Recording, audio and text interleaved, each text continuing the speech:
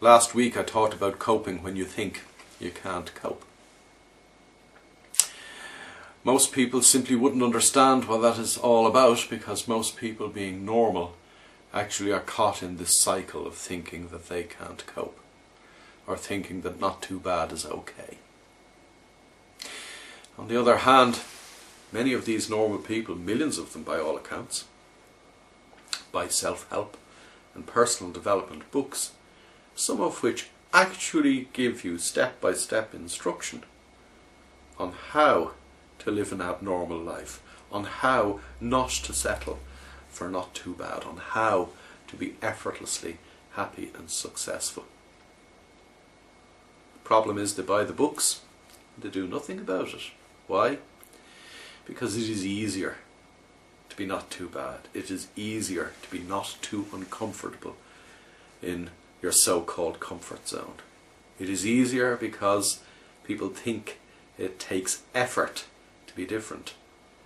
And people certainly believe that the effort in being different has a major downside, in that other people might think you very odd or very strange. Or of course very abnormal, which of course is the point that I'm trying to make. The problem is that normal people never get to know their inner potential, and therefore never know what they themselves are capable of. They never experience it.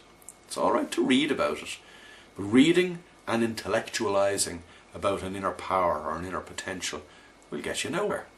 That's like reading about somewhere wonderful that you love to go on holidays, but never buying a ticket to go there. You actually have to experience who you really are. Now, you are not who you think you are. You are not your personality. You are not your perceived strengths, nor are you your perceived weaknesses. They are things that you learned about yourself during your formative years, based on how you felt about yourself when other people did things to you or for you when you were a child. They're a figment of other people's imaginations. You are not your personality. Your personality sits over the real you. It covers and conceals the real you, even from you.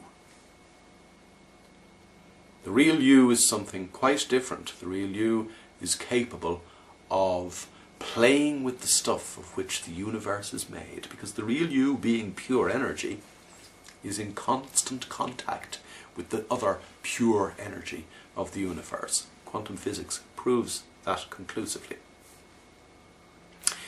But how are you going to get to know the real you? Because the real you is not just concealed from you by this veneer of your personality. That veneer of your personality is sustained by the 50,000 pieces of noise going through your head every day. Funny thing is, though, if you stop the noise, you suddenly realize you're somebody completely different from who you perceived yourself to be.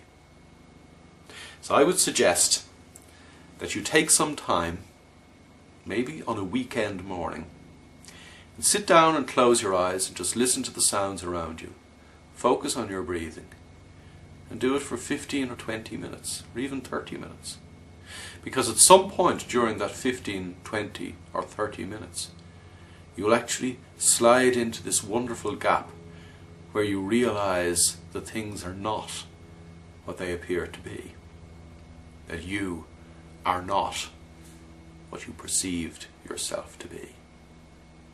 Yeah, I'm suggesting that you meditate, but as the Buddha said, meditation is the end of all suffering. And isn't it time that you stopped the suffering in your life and started living life effortlessly, successfully, and happily?